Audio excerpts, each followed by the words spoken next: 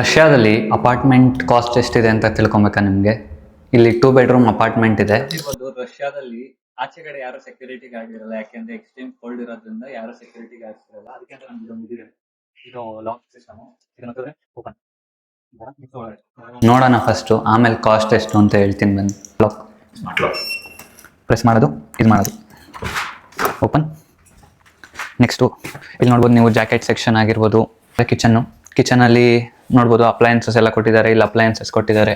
ಇಲ್ಲೊಂದು ಸ್ವಲ್ಪ ಗ್ಲಾಸು, ಪಾತ್ರೆಗಳು, ಮಸಾಲೆ ಐಟಮ್ಸು ಎಲ್ಲ ಕೊಟ್ಟು ನೀವು ಲೈಟ್ ಜೊತೆಗೆ ಒಂದು 4 ಜನ ಕೂತ್ಕೊಂಡು ಊಟ ಮಾಡೋವಂಥ ಡೈನಿಂಗ್ ಟೇಬಲ್ ಥರ ಕೊಟ್ಟಿದ್ದಾರೆ. ಇಲ್ಲಿ ನೆಕ್ಸ್ಟ್ ಒಂದು ಫ್ರಿಡ್ಜ್ ಕೊಟ್ಟಿದ್ದಾರೆ. ಇದೊಂದು ಹಾಲಲ್ಲಿ ಸೋಫಾಸು, ಒಂದು ಟಿ ವಿ, ಟೇಬಲ್ಸು, ವೈಫೈ ಎಲ್ಲ ಇದೆ. ನೆಕ್ಸ್ಟು ಇಲ್ಲಿ ನೋಡ್ಬೋದು ನೀವು ಬಾತ್ರೂಮ್ ಇದೆ. ಬಾತ್ರೂಮ್ ಆದಮೇಲೆ ಇಲ್ಲಿ ನೆಕ್ಸ್ಟು ಒಂದು ವಾಶ್ರೂಮ್ಸ್ ಇದೆ.